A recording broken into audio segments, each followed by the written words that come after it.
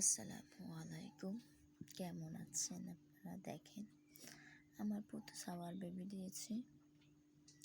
পুতুসের বাবু এগুলা cute cute বাবু হয়েছে, baby পুতুসের। আমি একটা কথা বলতে চাই, জানেন, আমি এখানে কিছু কথা উল্লেখ করতে চাই। আসলে গলাটা পুরো অসুস্থ, শরীরটা অনেক অসুস্থ। পৃথিবীতে খারাপ মানুষ যেগুলো, এগুলার জোর আল্লাহ পৃথিবীতে বাড়িয়ে দেয়, আর ভালো মানুষগুলোকে একটু পরীক্ষার মধ্যে ফেলে আল্লাহ ধৈর্য ধারণ করার তৌফিক আমাকে দেয়। আমার লাইফে একটা দুর্ঘটনা করছে। আমার এক জানোয়ারের সাথে বিয়ে হয়ে জীবনটা পরে তছনছ। 5টা বছর আমি কষ্ট করতেছি। সেই লোকটা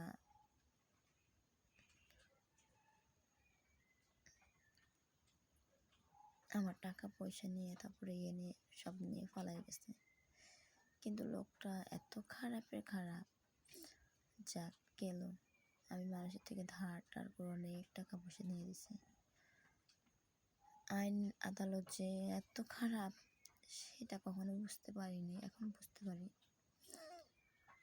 কারণ আমি অনেক কষ্ট করে 5 বছর পরে আমি অনেক কষ্ট করে আসামি ধরছি। সেই আসামি কীভাবে বন্ধের দিন, যেদিন শনিবারে কোর্ট চালু হয় না, সেদিন আসামিরে জামিন করে আসামিরে ছেড়ে দেয়, তাও বাদীর অনুমতি ছাড়া, বাদীকে না জিজ্ঞেস করে। রাজনীতি এমন একটা জিনিস যে রাজনীতি যে করবে তার পক্ষে বলবে। একবার যখন আওয়ামী লীগ ক্ষমতায় ছিল, তখন একবার ওরা ধরার জন্য অনেক চেষ্টা করছি, ধরতে পারিনি। এখন তো আওয়ামী লীগও ক্ষমতায় নেই।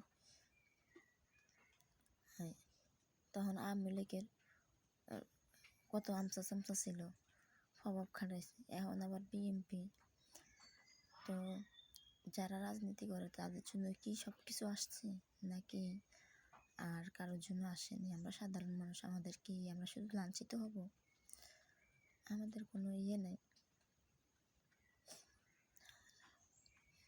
আমি কিভাবে আমার উকিল আমার আসামিকে ছেড়ে দেয়? সে কিভাবে এমন কাজ করলো? কিভাবে এমন আমাকে? সে প্রভাবশালী, তার ভাই বিএনপি করে, বিএনপির ইয়েতে আছে, এই জন্য তারা অন্যায়কে সাপোর্ট করবে। কোনটা ন্যায় কোনটা অন্যায় দেখবে না। তারা বুঝি মানুষের জীবন নষ্ট করবে, মেয়েদের জীবন নষ্ট করে তারা রাজনীতি করে দেখে তারা ছাড়া পেয়ে যাবে, আর অসহায় মানুষগুলো ভুগতে থাকবে। এটা কি বিচার বলেন তোমরা? এটা কোনো বিচার? আমি কি বলবো, আমি এতটা অসুস্থ হয়ে গেছি, আমার অনেক অসুস্থ হয়ে গেছে। আমি এতটা অসুস্থ যে আসামি অনেক কষ্টের বিনিময়ে আসামি ধরছি, ধরার পরে আসামি ছেড়ে দিছে। আমাকে একবার ফোন করে একটাবার জিজ্ঞাসা করেনি, বা উকিল একটাবার জিজ্ঞাসা করেনি কেন এমন করলো আমার সাথে। নিজে কন্ট্রোল করতে পারি না, এমন অবস্থা খারাপ হয়েছে, মন চায় না। আবার আমাকে হুমকি দেয়, আমাকে মেরে ফেলবে, এই করবে সেই করবে, অনেক কিছু হুমকি দেয়। তো ওরা রাজনীতি করে দেখে ওদের হুমকি। আমি এগুলোকে ভয় পাই না। আমার মৃত্যু যখন আল্লাহ নির্ধারিত করছে যেভাবে, সেভাবেই হইব। তবে আল্লাহর কাছে আশা করি ভালো কিছু, ইনশাল্লাহ ভালো কিছু হইব। আল্লাহ ইমানের শহীদে যেন সবার মৃত্যুবরণ করে, সাথে আমারও। আলিম জালিম বললে কি আর তাদের কথাই কোনো হবে নাকি? তো আমি কার কাছে বিচার চাবো? আল্লাহর কাছে বিচার চাবো, আর কারোর কাছে না। যে আমার এত বড় ক্ষতি করছে, যারা এত বড় ক্ষতি করছে, তাদের বিচার আমি আল্লাহর কাছে চাবো। দুনিয়াতে যেহেতু যারা রাজনীতি করে, তাদের আমি দুনিয়াতে বিচার পাবো না, তাহলে আমি কালকে মতো আমি তাদের বিচার চাই আল্লাহর কাছে। আমি কঠিন থেকে কঠিন শাস্তি আমি চাই। আমার যে দুঃখ কষ্ট হয়েছে,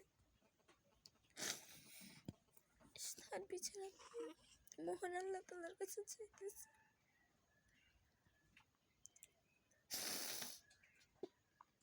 আমি আর নিজেকে কন্ট্রোল করতে পারতেছি না। আমি অনেক সাহস করি, আমি চলছি, আমি কোর্ট কাছারি সব জায়গায় আমি করছি, অনেক সাহস করি, কিন্তু আমি সব কিছু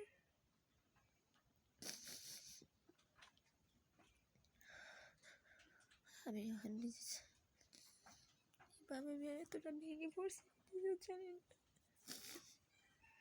কেন এমন ক্ষতি করলো? আমি তো মহিলার, সে আমার উকিল হয়ে আসে কিভাবে আমাকে ছাড়া, আমার অনুমতি ছাড়া সে